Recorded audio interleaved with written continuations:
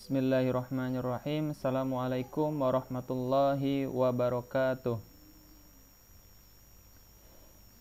Puji dan syukur marilah terus kita sampaikan kepada Allah Subhanahu wa taala dengan mengucapkan alhamdulillahirabbil alamin. Kemudian salawat ring salam semoga terus tercurahkan kepada junjungan kita, suri tauladan kita, Nabi besar Nabi Muhammad sallallahu alaihi wasallam. Allahumma sholli ala Sayyidina Muhammad wa ala ali Sayyidina Muhammad.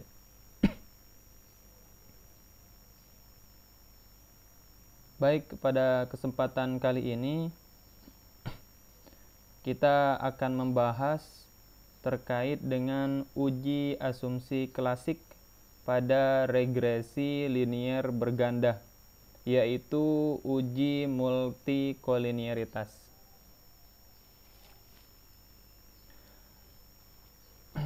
Pada regresi atau pada model regresi linier berganda itu menyatakan bahwa tidak terdapat multikolinearitas yang terjadi. Uji multikolinearitas ini bertujuan untuk menguji apakah dalam model regresi terdapat variabel independen yang merupakan fungsi daripada variabel independen lainnya. Ada juga yang menyebutkan bahwa uji multikolinearitas ini bertujuan untuk menguji apakah dalam model regresi ditemukan adanya korelasi yang tinggi atau sempurna antar variabel independen. Jika pada model regresi terjadi multikolinearitas, maka koefisien regresi variabel independen itu tidak dapat ataupun tidak sesuai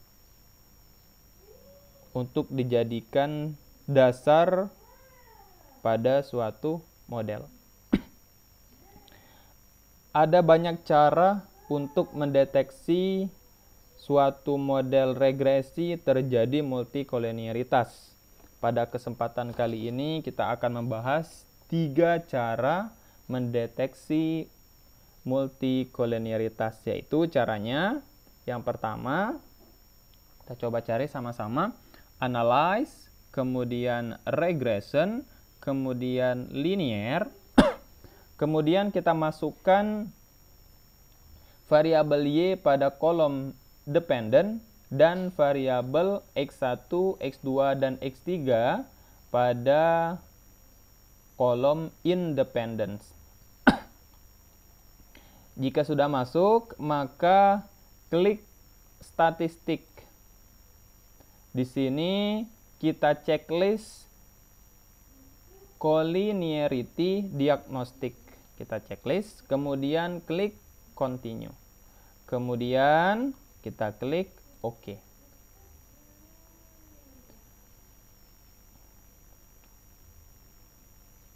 Pada output kali ini ada 2 hal yang kita perhatikan. Yang pertama adalah adjusted R-square. Adjusted R-square. Kemudian nilai dari tolerance dan VIF. Kemudian kita akan mencari lagi cara yang kedua. Yang selanjutnya yaitu dengan melihat korelasi antar variabel independen.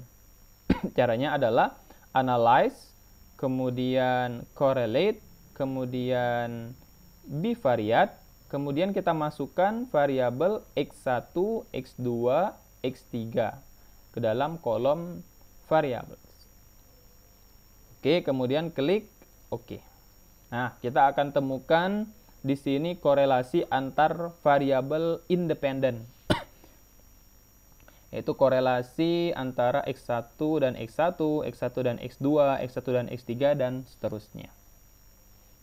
Baik, cara mendeteksi yang pertama yaitu dengan menggunakan R-square, adjusted R-square maksud kami.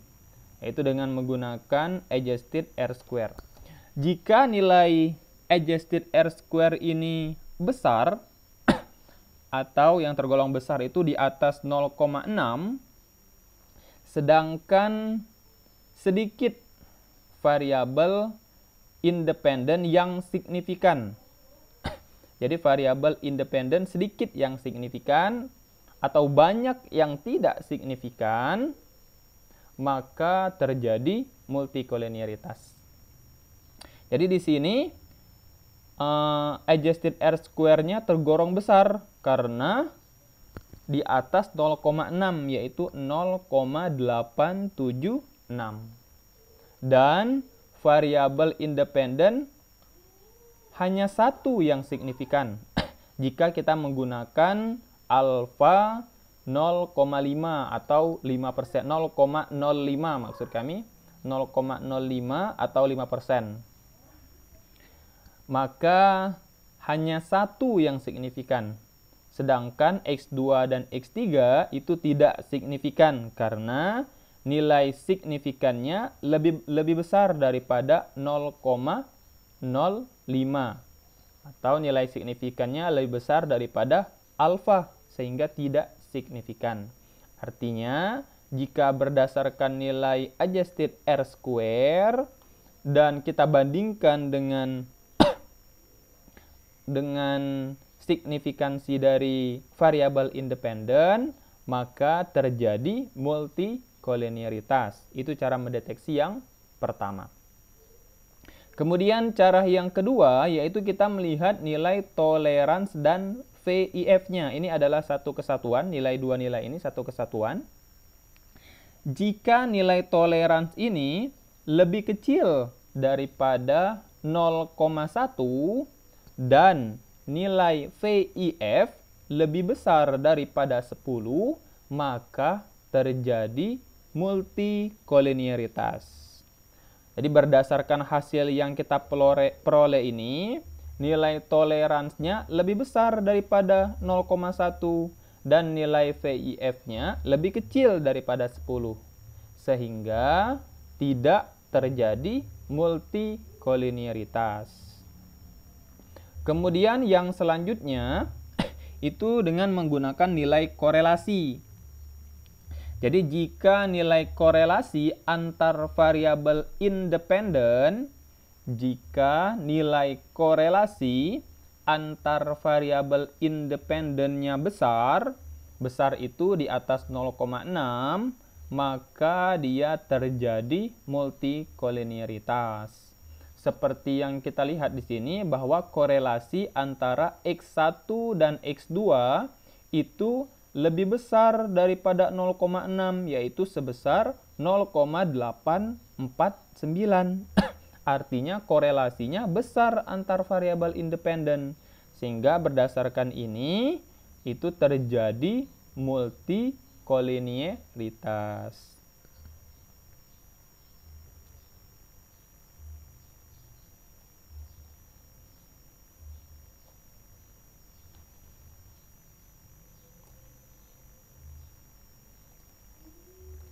Baik, kita akan coba simpulkan terkait dengan deteksi uji multikolinearitas.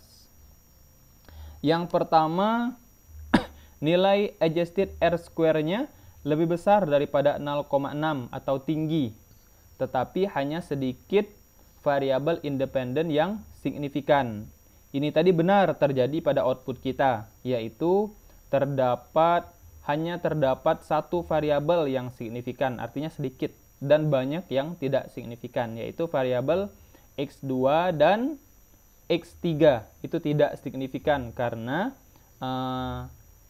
nilai sig-nya lebih besar daripada alfa, atau nilai sig-nya itu lebih besar daripada 0,05 atau 5%, maka dia tidak signifikan.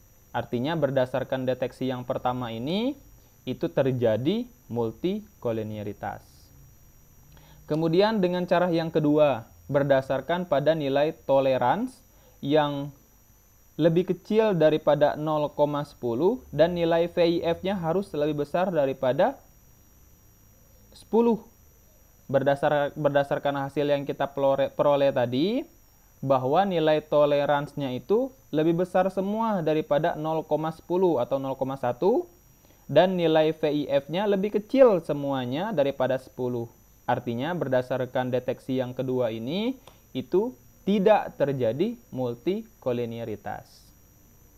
Kemudian yang ketiga, itu berdasarkan korelasi antar variabel independen yang kita peroleh tadi bahwa semuanya lebih besar daripada 0,6.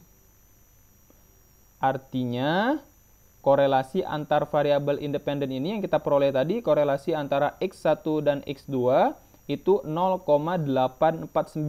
Itu lebih besar daripada 0,60 atau 0,6 sehingga tergolong tinggi atau besar. Maka berdasarkan hasil tersebut, berdasarkan deteksi yang ketiga ini, bahwa terjadi multikolinearitas. Artinya dari 3 deteksi uji multikolinearitas ini dapat disimpulkan bahwa model regresi yang kita peroleh itu terjadi multikolinearitas. Baik, saya rasa demikian. Semoga bermanfaat, semoga berkah, semoga dapat dipahami dengan baik. Semoga semua niat baik kita disegerakan oleh Allah. Semoga mendapatkan yang terbaik semuanya. Semoga kita semua terus